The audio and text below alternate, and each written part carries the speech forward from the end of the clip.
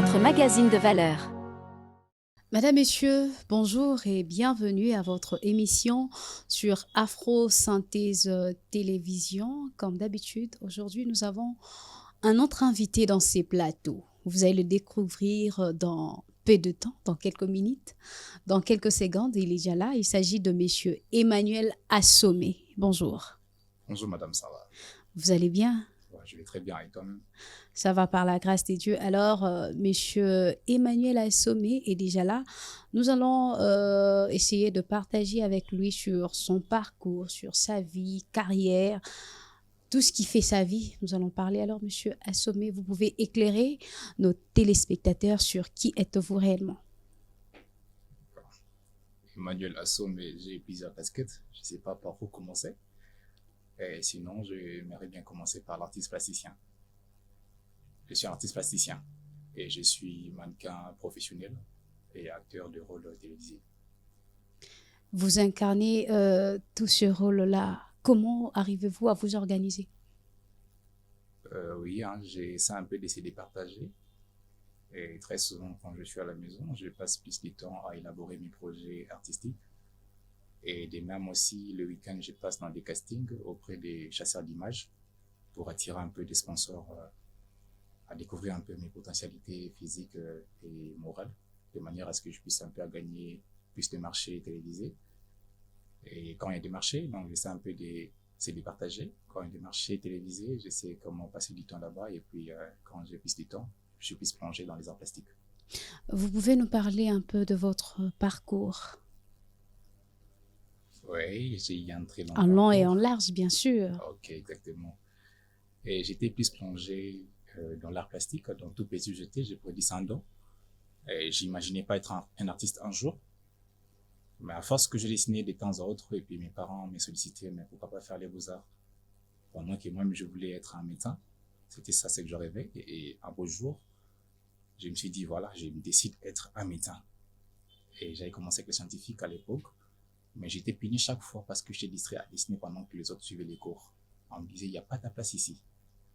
Et du coup, mes parents m'ont dit, mais pourquoi pas trouver ailleurs alors si tu n'as pas une place là-bas?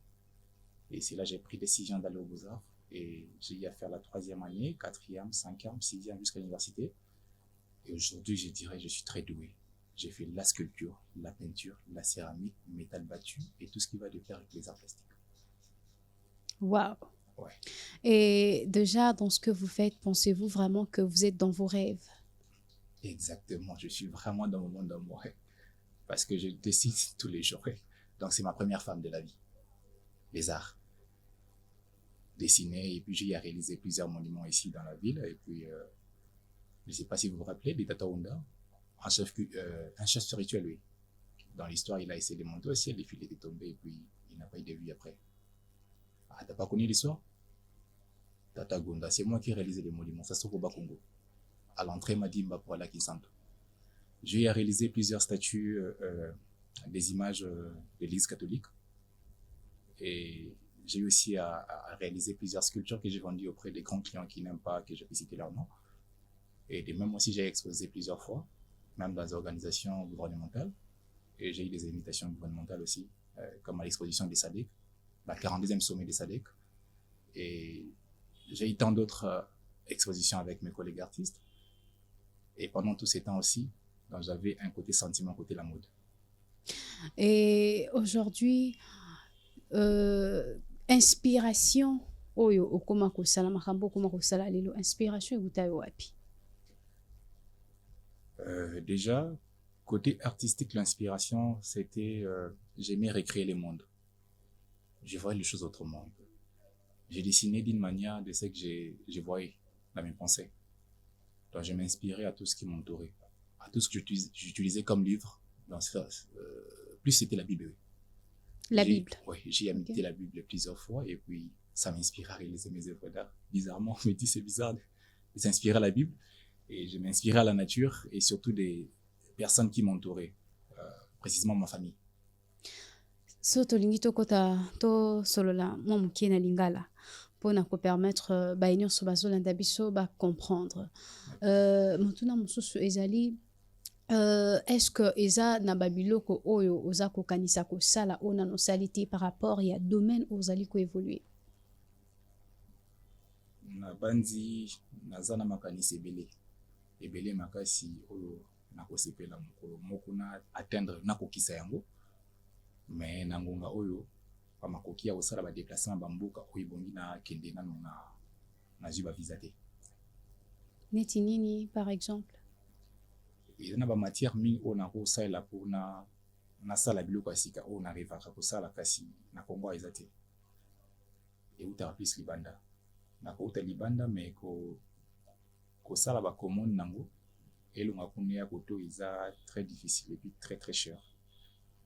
Donc naza obligé nasala badéplacement nga mona nakomaka babisika wana nameka mpe kobanda koexporte koimporte namemi ya koto nasaleli kuna ya kuna nasaleli koto ekomeka mpe kopusa makanisi na ngai ya kosala ya minene oyo nazokanisa kosala ke anaomonaki naza empêché. Alors, en rapport avec vos réalisations, nini oyo déjà osala oyo emarka yo makasi depuis obanda mosala na yo ti lelo? nasali ebele eloko mpenza oyo emarka emarka yo oyo etikala yo? côté art plastique. Oui. Oui, côté art plastique eza première œuvre d'art natekaka na vie ezalaki exposition ya bana classe à l'époque ba 2004 2005 j'étais en cause humanité nasalaki œuvre d'art au client asepeli na ngonga mwana moke na uniforme. Okay. Et lokola institution ebandaki organiser baexposition ya baélève et baparent bandaki koya bavisiteur bandaki koya et nasalaki ezalaki rosastre. C'était pas grande chose à l'époque mais naki fier ya kozwa mbongo ya motoki na ngai. Je vous vois là, vous êtes jeune. Est-ce ce que vous faites vous permet quand même de gagner quelque chose? Nous connaissons tous la réalité. Oui, donc je suis jeune et je vis qu'avec les arts. Et je gagne à un niveau que je trouve, je suis pas encore arrivé. Là, il faut. Mais je m'en sors bien avec ce que je gagne. Vous vous en sortez bien. Je rappelle à ceux qui nous suivent que nous sommes avec monsieur Emmanuel Assomé. Il incarne beaucoup de rôles. Beaucoup de rôles. Il est acteur. Je vis, il est acteur, il est mannequin. D'ailleurs, on n'a pas touché ça. Il est mannequin, il est acteur, il incarne beaucoup de rôles. Alors, dans ce que vous faites, Nini, est-ce que Ozana eloko moko oyo déjà ekomela yo durant parcours na yo oyo edécouragea yo na mosala ozali kosala? Oui, Yamabe, surtout au départ. Au départ, vous allez mannequin, vous avez déjà mauvaise image dans plusieurs têtes de personnes. Donc, vous avez au moins un mannequin, ils ont mbali moko paresseux, mbali moko dépendant na basi mbongo, mbali moko boy. Donc, c'était vraiment beaucoup de mauvaises idées sur ça. Et pendant qu'il y a un sentiment, il y a une liberté vestimentaire. Na bande pour être assez longue, comme tu peux bien voir. Je m'habille de la manière, pas comme tout le monde. Donc, j'avais un peu de goût un peu spécial. Et c'est là évoqué plus des normes artistiques côté mode. Vous dire mannequin. Et je me disais qu'un jour, il faut que mannequin comme ça, na vraiment des raison à colata. Mais déjà entendre les gens parler que c'était pas un métier noble. Et j'ai au moins osé avancer dans ça. Mais sauf qu'à l'époque, j'étais amateur. Je me réunissais avec des collègues amateurs aussi. C'est là tout a commencé vers les années 2003.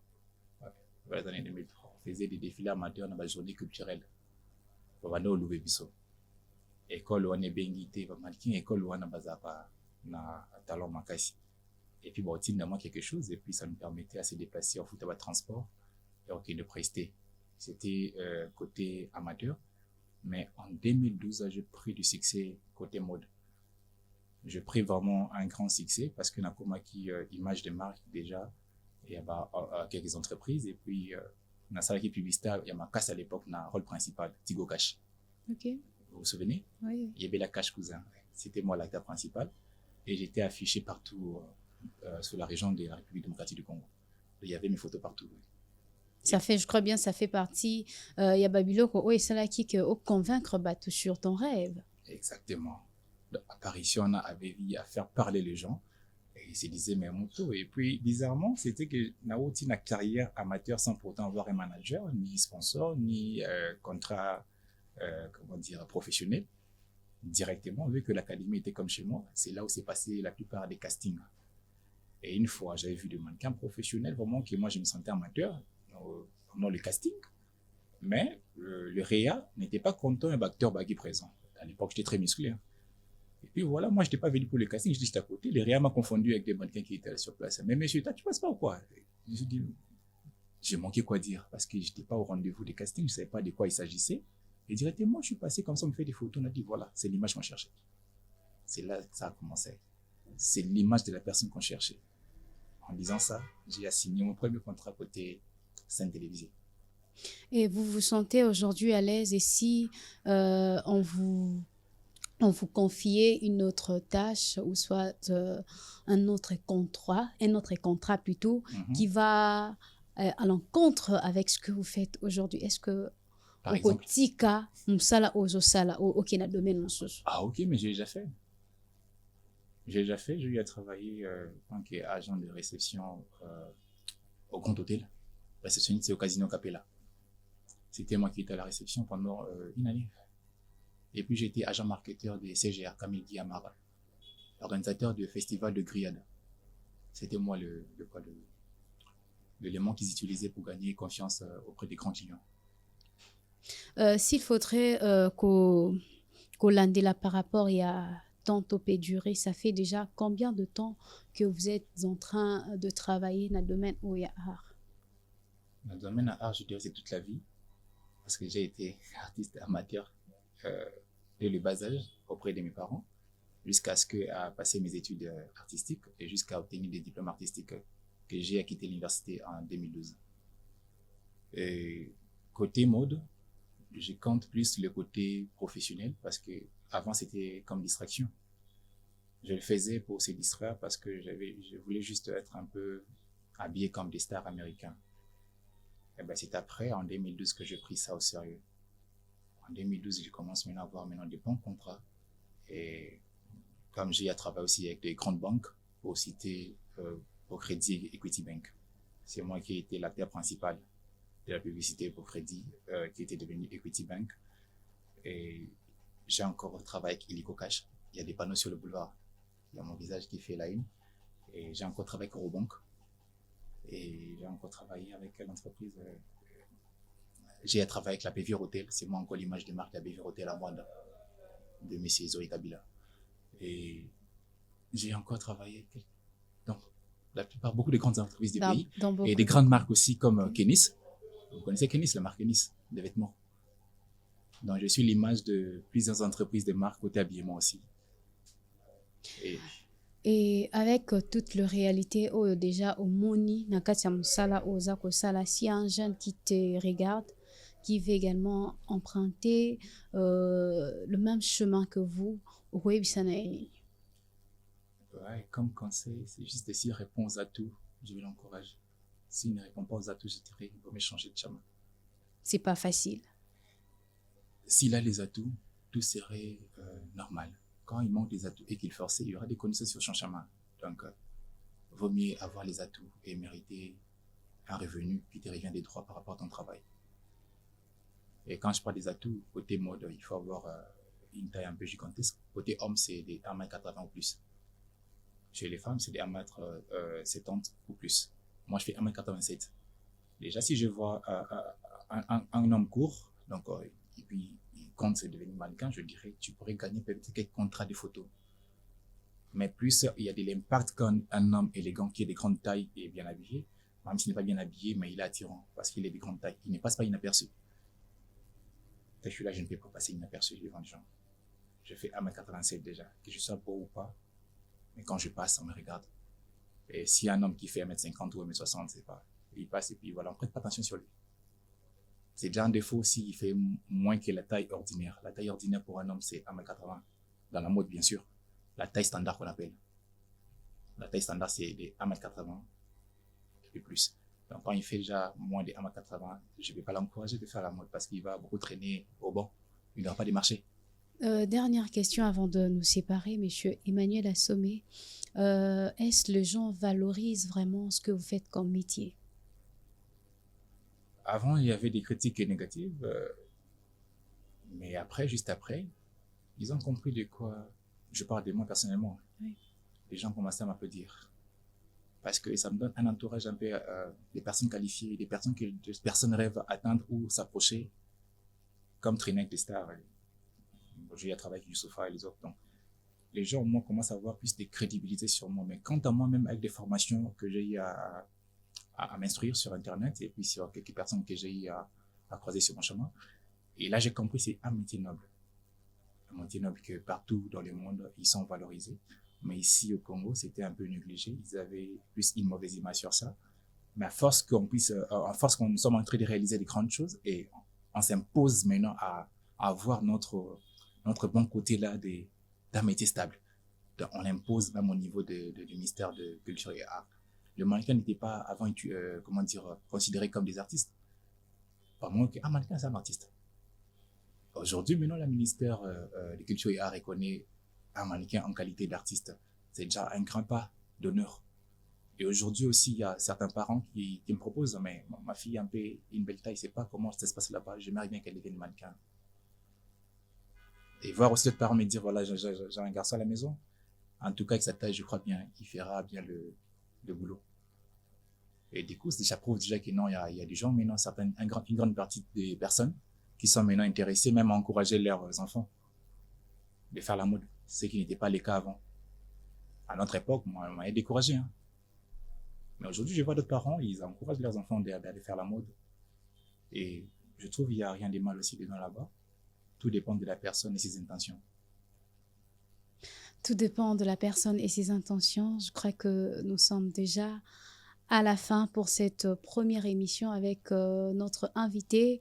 Je rappelle qu'il s'agissait de M. Emmanuel Assomé. Il incarne tellement beaucoup de rôles que je ne sais le redire encore. Oui, artiste, merci. Sculpteur, peintre, céramiste, mannequin photo, shooting et puis acteur de publicité et cinéma.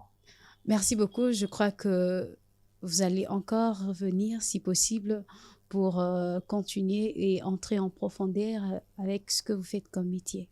Je serai très ravi qu'on vienne qu'on parle un peu en détail, domaine par domaine. Merci beaucoup. Nous sommes arrivés à la fin. Merci à tous nos très chers téléspectateurs. Merci de nous avoir suivis. Merci de nous faire confiance. Nous allons nous retrouver très prochainement. Surtout, n'hésitez pas de vous abonner massivement à notre chaîne pour voir toujours nos programmes et rester branchés. Au revoir.